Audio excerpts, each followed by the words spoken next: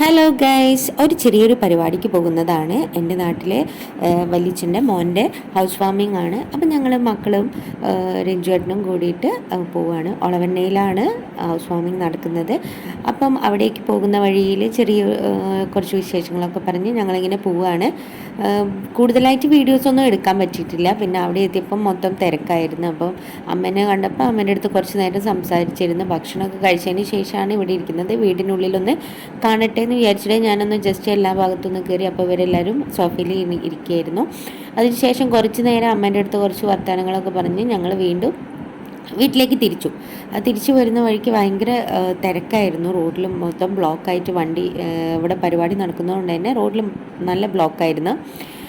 പിന്നെ റിച്ചുഡിന് ഒരു ബൂട്ട് വാങ്ങാനുണ്ടായിരുന്നു. അപ്പോൾ ഞങ്ങൾ നേരെ ടൗണിലേക്കാണ് പോകുന്നത്.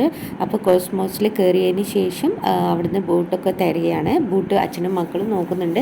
ഞാനും അവരുടെ കൂടെ കുറച്ച് നേരം നോക്കി. പിന്നെ എത്ര കിട്ടിയാലും അവർക്ക് അതെടുക്കണം ഇതെടുക്കണം എന്ന് പറഞ്ഞിങ്ങനെ പരതി നടക്കുകയാണല്ലോ ചെയ്യുക. എല്ലാ മക്കളും അങ്ങനെ തന്നെയാണ്. അതുപോലെ എൻ്റെ മക്കളും അതുപോലെ ഇങ്ങനെ നോക്കി നടക്കുന്നുണ്ട്.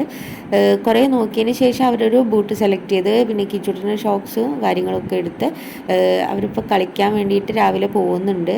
അപ്പോൾ ആ സമയത്താണ് കോസ്മോസിലൊരു വലിയൊരു മിറർ കണ്ടത്. ജസ്റ്റ് ഞാനൊന്ന് വീഡിയോ എടുത്ത് നമ്മൾക്ക് പിന്നെ എവിടെ മിറർ കണ്ടാലും ഫോൺ ഉണ്ടെങ്കിൽ പിന്നെ കുറച്ച് വീഡിയോസും കാര്യങ്ങളൊക്കെ എടുക്കുക. ഇതൊരു നമ്മളൊരു ചെറിയൊരു സന്തോഷം.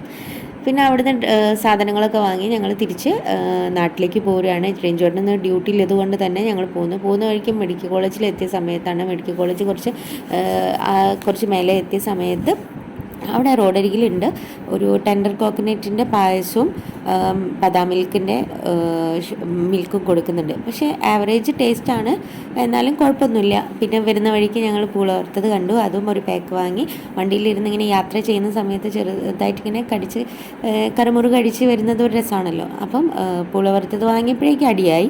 അത് പിന്നെ എവിടെ ഉണ്ടാകുന്നതാണല്ലോ. അതുപോലെ തന്നെ മക്കളും ഞാൻ പൊട്ടിക്കട്ടെ എന്ന് പറഞ്ഞിട്ടുള്ള കച്ചറയാണ് ഉണ്ടാക്കിയത്. അതിനുശേഷം ഞങ്ങൾ ഇതെല്ലാം കഴിച്ച് തിരിച്ച് വീട്ടിലേക്ക് വരികയാണ്. നല്ല രസത്തിൽ ഒരു ഹാപ്പി ആയിട്ടുള്ള സൺഡേ അങ്ങനെ കഴിഞ്ഞു. അപ്പോൾ എല്ലാവരും നമ്മുടെ വീഡിയോ ഇഷ്ടപ്പെട്ടിട്ടുണ്ടെങ്കിൽ നമ്മുടെ ചാനൽ സബ്സ്ക്രൈബ് ചെയ്യാൻ ഓർക്കുക. അപ്പോൾ നല്ല നല്ല വീഡിയോസൊക്കെ ആയിട്ട് വീണ്ടും നമുക്ക് കാണാം. Okay, bye, thank U.